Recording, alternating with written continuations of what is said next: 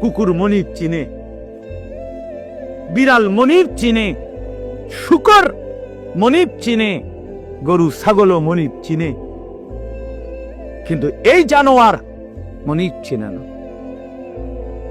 30 বছর এই জানোয়ার মনিবের সাথে যুদ্ধ করে, 30 বছর সুদ খায়, 30 বছর ধরে মিথ্যা বলে, 30 বছর ধরে ওজনে কম দেয়। খোদার 365 দিনের এক বছরে কোনো দিন ফজরের নামাজ পড়ে না। এই জানোয়ার কুকুর বিড়ালের চাইতো নিকৃষ্ট জানোয়ার।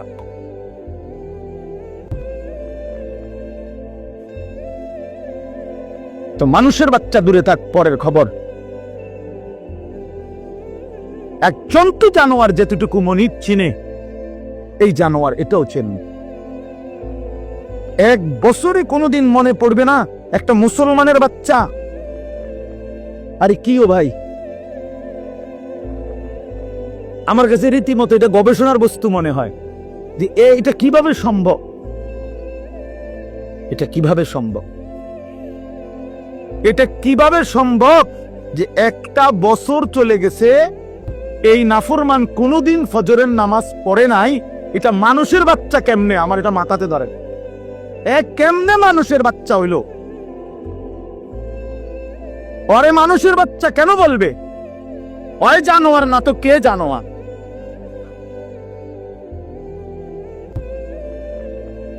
বলেন, আল্লাহকে এতদিন ভুলে থাকা। আস্তাগফিরুল্লাহ, আস্তাগফির। 20 বছর লাগাতার দাড়ি কাটা। ওমা, এটা কি ডাকায়? এবারটা কেমন শক্ত ডাকায়, চিন্তা করছেন আপনি? তার কলজা কত শক্ত। আল্লাহ দেখায় দেবো আপনার, আমনে দিবেন যতবার আমি কাটনু ততবার। বেহুম আমনে পারেন না, আমি পারি। হ্যাঁ হ্যাঁ, সে তো মতে এটা করতেছে না, আল্লাহর সাথে যুদ্ধ করছে, যুদ্ধ। প্রতিবার যে দাড়ি কাটে তো প্রত্যেকবার আবার নতুন করে দেয়, দাড়ি গজায়। এটা কে দেয়? কথা বলেন না কেন? তো সে যে আবার কাটতেছে, তো কার উপরে কাটতেছে? সে কাকে বুঝাইতে চাচ্ছে যে আপনি দিতে পারেন কতবার, আমি কাটতে পারি কতবার, আমি দেখাই দেব। আপনি বলছেন সুদ হারাম, আমরে বুঝাই দেব সুদ খাইয়া একবার মানে পুরা ফ্যামিলি বিল্ডিং এর বালুয়ে বালুয়ে, সিমেন্টে সিমেন্টে, ইটে ইটে, কোনায় কোনায় সুদের টাকা, কিস্তির টাকা, লোনের টাকা, সামনে কিত্তারে দেখাই দেব। নাচ গান হারাম করছেন, আমার টাকা দিয়ে ডিশের বিল দেব, আমার টাকা বিদ্যুৎ বিল, রঙিন টেলিভিশন 1,90,000 টাকা দিয়ে কিনছি লন। এবার আমার বউ বাচ্চারে সবাইরে বলে দিছে, বউ বাচ্চা, এই শোন, তোরা আমার বিবি বাচ্চা শোন, আল্লাহ নাকি নাচ গান হারাম করছে। আমি আল্লাহর সাথে চ্যালেঞ্জ করলাম, তোগো বিষয়টা আমি দেখমু, তোরা দেখ, আমি বুঝ করমু, চাই কি হয় ফর হইব, তোরা চা। আমি বিল দেবো, টাকা আমার, ডিশের বিল আমার, যতবার নাস্তা খাবি, চা খাবি, ভাত খাবি, বন খাবি, আমার টাকায় খাবি। সোফা আমার, কারেন্ট চলে আমার, আমি বিল দিতেছি, তোর আল্লাহর কথায় পাত্তা দিবি না। উনি বলুক, মাতিস না, বাদ দে এগুলা। কার সাথে গাদ্দারি করছেন? কার সাথে? হারামখোর, তুমি কার সাথে গাদ্দারি করো? এই ছেলে, তুমি শুনো নাই নারীর ছবি, মোবাইলের অশ্লীল দৃশ্য, উলঙ্গ নাচ তোমার আল্লাহ হারাম করছে? যে তোমারে সৃষ্টি করেছে, যে তোমারে বানিয়েছেন। রাসূলুল্লাহ সাল্লাল্লাহু আলাইহি ওয়াসাল্লাম বলছেন, শরীয়ত বহির্ভূত, ইসলাম অনুমোদিত নয়, স্বামী স্ত্রীর পবিত্র সম্পর্ক ব্যতীত, হালাল সম্পর্ক ব্যতীত ভিন নারী যাকে দেখার অনুমতি নাই, তাকে দেখাটাও জিনা, তাকে হাত দিয়ে স্পর্শ করাও জিনা, তার দিকে পাও দিয়া এগিয়ে যাওয়া এটাও জিনা, তাকে অন্তর দিয়ে কল্পনা করা এটাও জিনা, তাকে চোখে দেখা এটাও জিনা, আবার লজ্জাস্থানের মাধ্যমে সরাসরি জিনা করা, এটাও জিন। সবটাই জিন, সবটাই ব্যভিচারী। জিনাল লিসান, জিনাল ইয়াদ, জিনার রিজিল, জিনাল নফস, জিনাল ফরজ। হাতের জিনা, জিনা জবানের জিনা, চোখের জিনা, পায়ের জিনা, অন্তরের জিনা, লজ্জাস্থানের জিনা, সব জিনা। এজন্য যে যুবক দিন রাত মোবাইলে অশ্লীল ছবি দেখে, ও তো ব্যভিচারী, ও জিনাখোর, ও ব্যভিচারী, ও নরপশু, ও নিকৃষ্ট, ও জঘন্য, ও জঘন্য। এই সমাজের সবচেয়ে জঘন্য মানুষ। কোরআন কারীম আল্লাহ বলছে, ওয়ালা তাকরাবুজ জিনা ইন্নাহু কানা ফাহিশা ওয়া সাআ সাবিলা। আমার বান্দা, কোনোভাবেই জিনা ব্যভিচারের কাছেও যেও না। এটা শুনো, বড় বড় বেশি অশ্লীলতা এবং অত্যন্ত মন্দ রাস্তা। এ পথ তুমি মারাইও না বান্দা। এই নারীর ফান্দে পইরো না, এ নারীর লোভে পইরো না, নারীর ছবিতে নিজেকে ফাঁসায় দিও না, নারীর নাচে নিজেকে হারায় দিও না। এটা বড় মন্দ রাস্তা। নবী সাল্লাল্লাহু আলাইহি সাল্লাম বলছে, ফাত্তাকুদ দুনিয়া ওয়াত্তাকুন নিসা। আমার উম্মত, দুনিয়ার মুসিবত, দুনিয়ার ধোঁকা, এর থেকে বেঁচে থাকো, নারীর ধোঁকা থেকে বেঁচে থাকো। নর্তকীর হাসি ওই হাসি না, ও তো জাহান্নামের আগুন। বেপর্দা নারীর অঙ্গভঙ্গি, এ তো অঙ্গভঙ্গি না দোস্ত ছেলেরা, এ তো জাহান্নামের আগুন। ওই পাউডার ফেয়ার এন্ড লাভলি তো আগুন, আগুন ছাড়ার কিছু। বেহায়া বেপর্দা নারী তো তোমারে আগুনের মধ্যেই ফেলে দিল, জাহান্নামেই ফেলে দিল। কোরআনুল কারীমের মধ্যে আছে, আল্লাহ তাআলা বলছে তিনটা অপরাধ, ওয়াল্লাযীনা লা ইয়াদউনা মা'আল্লাহি ইলাহান আখারা ওয়া লা ইয়াকতুলুনা আন-নাফসা আল্লাতী হারামাল্লাহু ইল্লা বিল হক ওয়া লা ইয়াজনুন। এই তিনটা অপরাধ। এক, আল্লাহর সাথে শিরিক। দুই, অন্যায়ভাবে কাউকে হত্যা করা। তিন, জিনা এবং ব্যভিচার করা। আল্লাহ বলেন এই তিনটি অপরাধ যে করবে, সূরা ফুরকানের মধ্যে আছে, আমান ইয়াফআল যালিকা ইয়ালকা আসামা। আল্লাহ বলেন এই তিনটি কাজ যে করবে, সে নিশ্চিত শাস্তির মুখোমুখি হবে। কেমন শাস্তি? আল্লাহ বলেন, ইউদাআফ লাহুল আযাবু ইয়াউমাল কিয়ামাহ। কিয়ামতের দিন তার প্রত্যেকটি এই তিনটা অপরাধের শাস্তি দ্বিগুণ দ্বিগুণ দ্বিগুণ দ্বিগুণ, ডবল ডবল রিডবল রিডবল তাকে শাস্তি দেয়া হবে।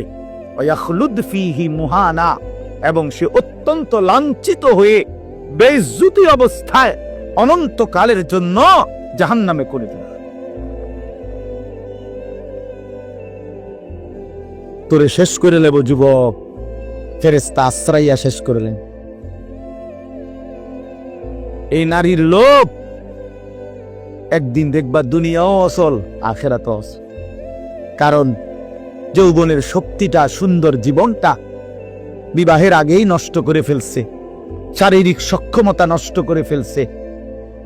অশ্লীলতা, বেহায়াপনা, অসভ্যতা, আর সারাদিন সারা রাত উলঙ্গ ছবি দেখে দেখে, নর্তকী নিয়ে ভাবতে ভাবতে জীবন, যৌবন, শরীর, স্বাস্থ্য, স্বাভাবিক সক্ষমতা সব শেষ করে দিছে। একদিন দেখে দুনিয়াতেও অপদার্থ, আখিরাতেও অপদার্থ, আর কোনো কাজে লাগে না। এজন্য ফিরে আসো ভাইয়া, যে কয়জন ছেলে আছো ফিরো ভাইয়া। আল্লাহ বলছেন ইল্লা মান তাবা, অসাধারণ কথা আল্লাহ বলছেন, ওয়া আমানা ওয়া আমিলা আমালান সালিহান ফাউলাইকা ইউবাদদিলুল্লাহু সাইয়্যাতিহিম হাসানা। বাহ!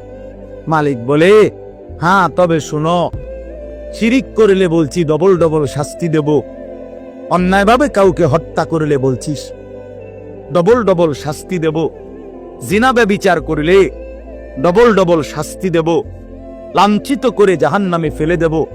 তবে যে ব্যক্তি তওবা করলো, আমি আল্লাহর সবগুলো কথায় বিশ্বাস করলো এবং পুরা দমে নেক আমল শুরু করে দিল, আল্লাহ বলেন আমি ওয়াদা দিলাম তার পেছনের সব গুনার পৃষ্ঠা আমি আল্লাহ নেকি দিয়া পূর্ণ করব। যাহ বান্দা, সাফ, ভালো হয়ে গেছ, সাফ, পিছন ক্লিয়ার, যা পরিষ্কার করে দিলাম পিছন, এবং গুনার খালি পৃষ্ঠা যেগুলা মুছে দিছি এখন সেই জায়গায় নেকি দিয়া পূর্ণ করে দিল। ওয়াকানাল্লাহু গফুরার রাহিমা। আল্লাহ বলেন যদি বলো বান্দা এতটা কেন করলেন মাওলা, এত মহানুভবতা কেন দেখালেন আল্লাহ, আল্লাহ বলে জানো না বান্দা, আমি আল্লাহ তো হচ্ছি গফুরুর রাহিম। আমি তো বান্দা শাস্তি দিতে পছন্দ করি না বান্দা, মাফ করে দিতেই তো বেশি পছন্দ করি, দয়া করতেই তো বেশি ভালোবাসি। ওয়াকানা বিল মুমিনিনা রাহিমা। আল্লাহ বলেন আমার মুমিন বান্দার প্রতি আমি খুব বেশি দয়াবান, খুব বেশি দয়াবান। অপেক্ষায় থাকি বান্দা কোনদিন যদি গুনার নাফরমানি ছেড়ে দেয় আর করবে না তো যদি ওয়াদা দেয়, লজ্জিত আর অনুতপ্ত হয়ে চোখের এক ফোঁটা পানি ফেলে দেয়, রাত গভীরেও যদি একাকী আমি আল্লাহকে ডাক দেয়, আল্লাহ বলে বান্দা আমি ওয়াদা দিলাম গাফারতু লাকা ওয়ালা উবালি, কোনো পরোয়া না করে তৎক্ষণাৎ আমি তোকে মাফ করে দেব। তুমি আইসো বান্দা,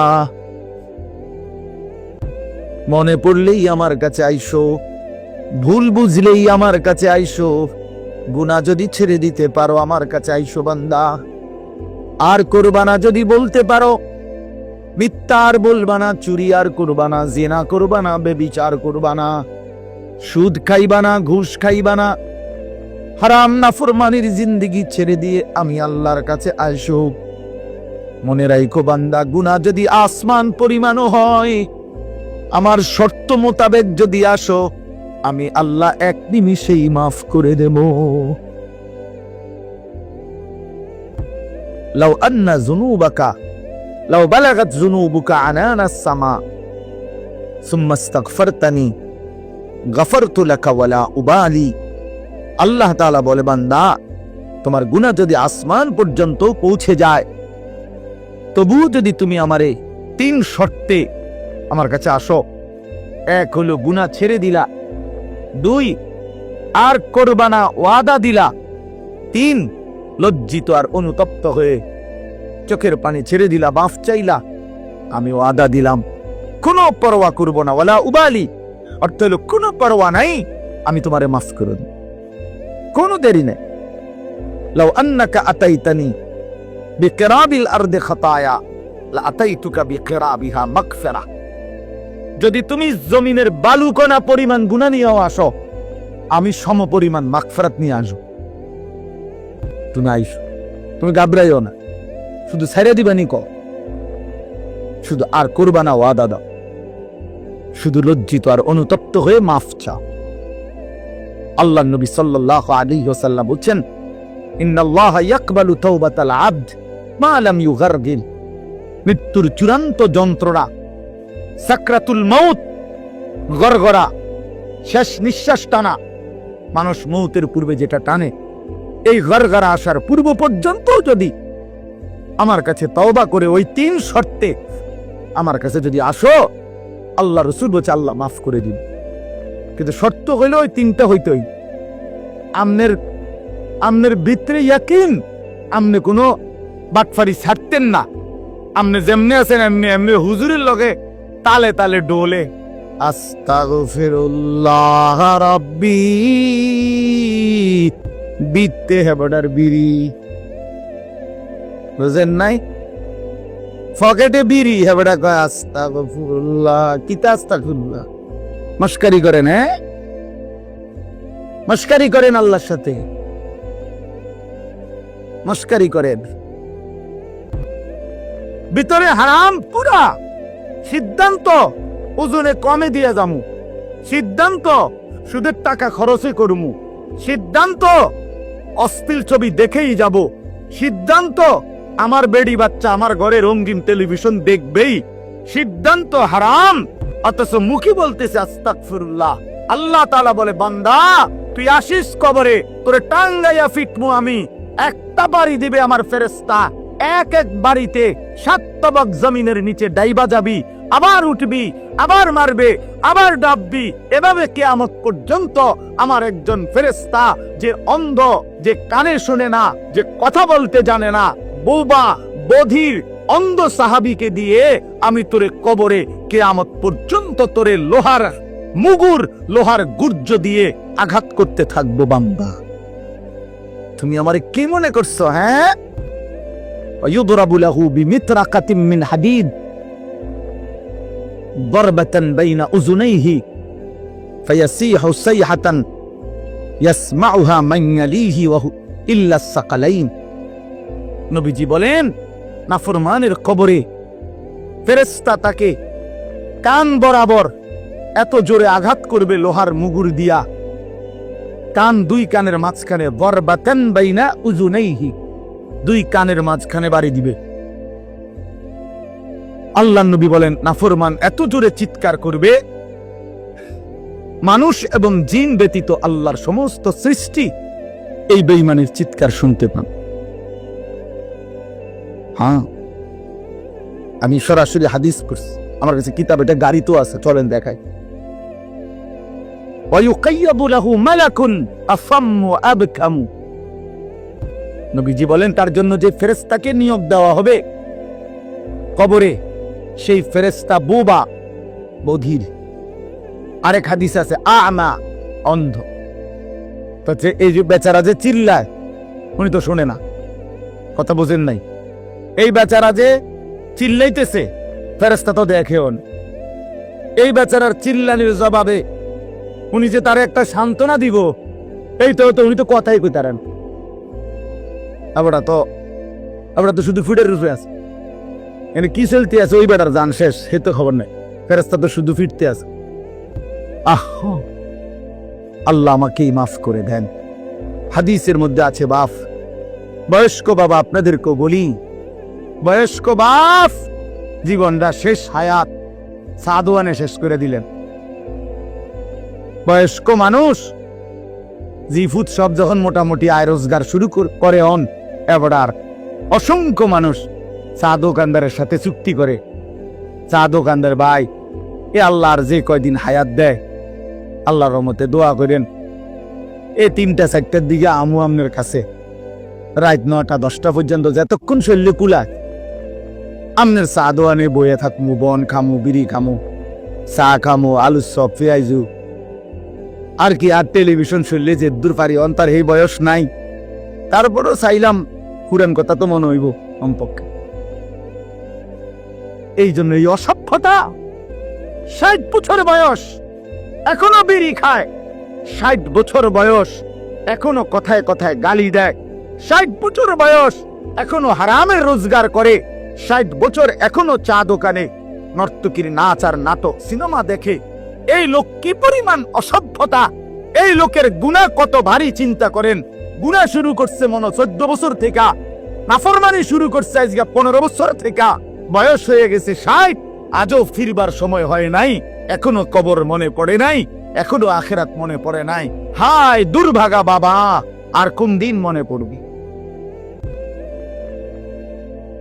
বলে আর কোন দিন, আর কখন? আল্লাহকুমুত তাকাসুর হাত্তা যুরতুমুল মাকাবির।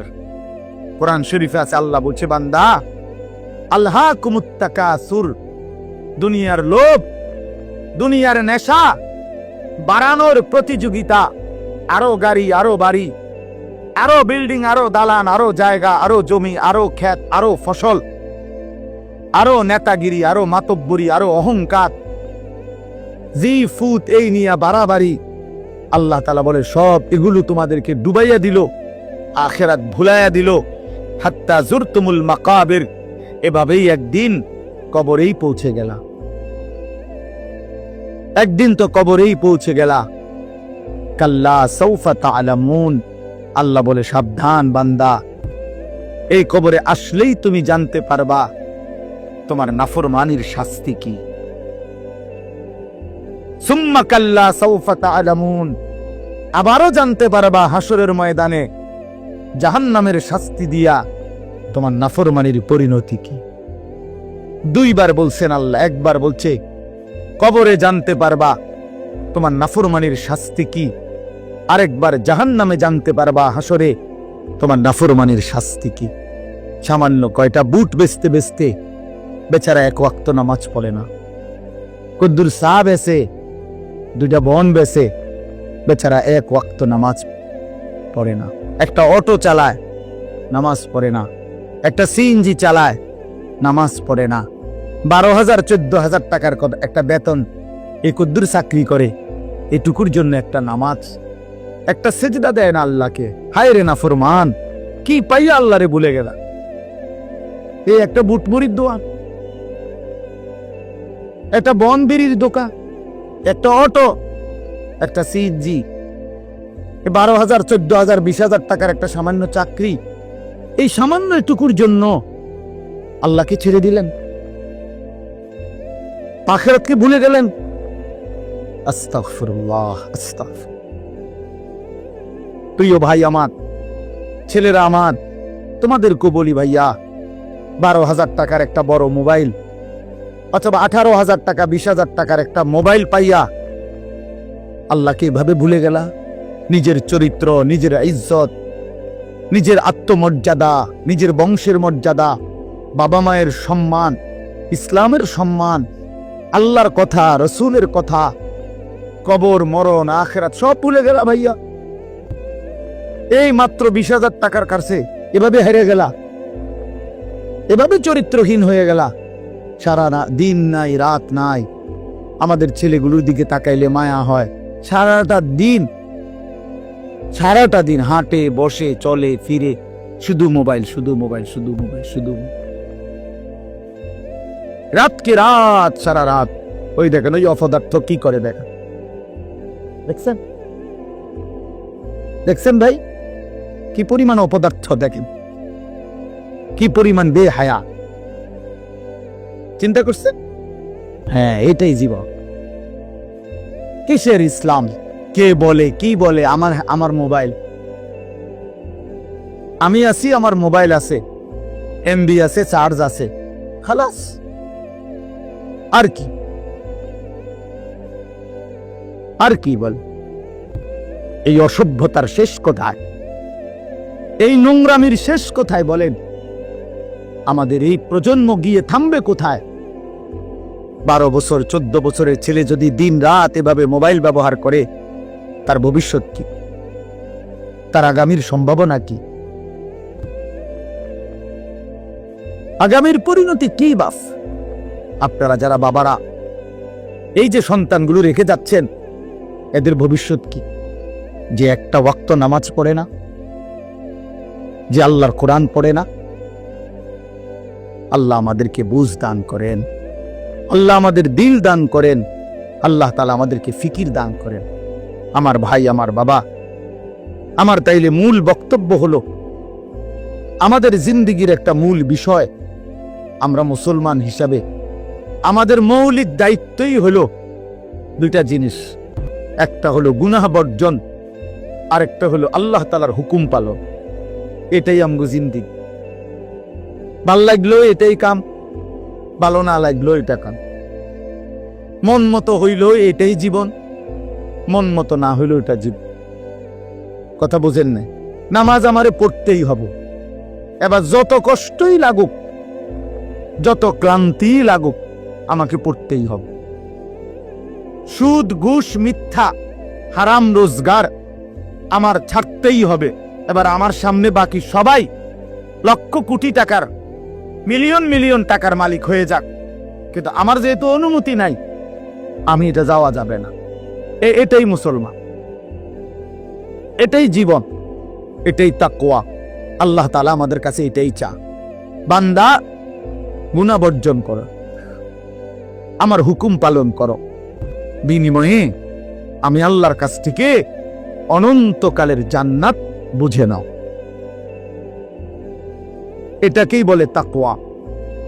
এই ব্যক্তিকেই বলে মুত্তাকি, যে নিজেকে গুনাহ থেকে বিরত রাখে, আল্লাহ তাআলার হুকুমের মধ্যে ব্যস্ত রাখে, আল্লাহর হুকুম পালনে ব্যস্ত, যত কষ্টই হোক। আপনাদেরকে আমি একটা কথা বুঝাই। মনে করেন আমি প্রতিদিন রাতের 3:30, 3টা, 4টা সচরাচর এই টাইমে বাসায় ফিরি। তো ফিরা ফজরের নামাজেরও 5:40 জামাত, তাহলে আমার হাতে তখন আর সময় আছে 1 ঘন্টা, 1.5 ঘন্টা, সোয়া ঘন্টা এরকম। এখন এই পুরা টাইম আমি বসে থাকাও আমার জন্য কষ্টকর, কারণ আমি এই 11টা বা 12টার দিকে ঘুম থেকে উঠে যে দৌড়াদৌড়ি শুরু করি, হুলস্থুল ব্যস্ততা, এ রাত 2টা বাজলে 3টা বাজলে আমার শরীরে আর বল থাকে না, আমি প্রচন্ড ক্লান্ত হয়ে যাই। সারা দিনের মাহফিল ছাড়াও আরো বহু কাজের সাথে কম বেশি আমার সম্পৃক্ততা আছে, অসংখ্য দিনই কাজের সাথে ব্যস্ততা আছে।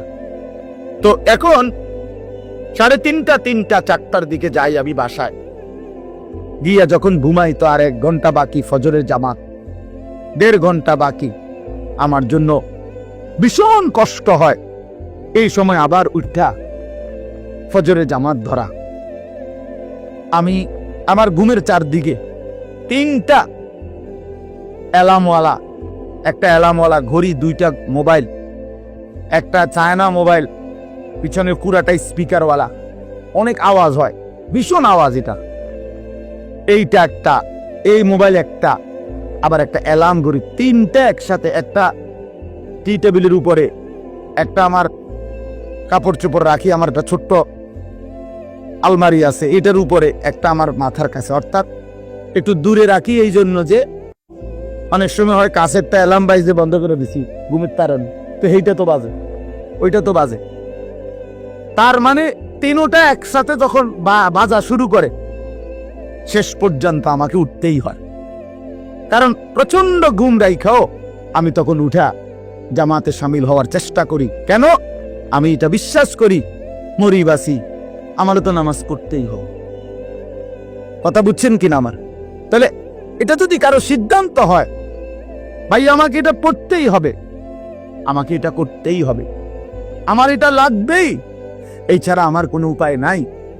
তো এই ছাড়া যেহেতু আমার কোনো উপায় নাই, অতএব এটাই আমার জিন্দিগি, এটাই আমার জীবন, এটাই আমার জীবন। এই পৃথিবীর সব মানুষ, পৃথিবীর সব সুন্দরী দেখুক, আমার জন্য যেহেতু অনুমতি নাই, আমি শুধু আমার বিবিকেই দেখি। কথার কথা, আমার যেটা অনুমতি আছে আমি তাকেই দেখতে হবে। এই পৃথিবীর কোটি কোটি মানুষ হারাম রোজগার করুক, কিন্তু আমি বিশ্বাস করি আমার আখিরাত আছে, আমার আল্লাহর সামনে হিসাব দিতে হবে। অতএব আমরা এই মাদ্রাসায় পড়ুয়ারা, কত কত মসজিদের ইমাম, আমাদের 10,000, 8,000 টাকা বেতন, 12,000 টাকা বেতন, অথচ বিবি অসুস্থ, একটা অপারেশন করতে গেলে বলে 50,000, 60,000, 1 লাখ টাকা। বেচারার চোখ দিয়া পানি পড়ে যে হায় কোত্থেকে কি হবে। কিন্তু এরপরেও এই 8-10,000 টাকা বেতনে আমাদের এই কওমি মাদ্রাসাগুলোর বেতন, উস্তাদদের যা বেতন তো আমরা বলি না, এই যাই একটু ওজিফা দেয়, এটা তো এক একজনের 50, 60, 70, 80 হাজার টাকা করে, ঠিক না? কি বলে?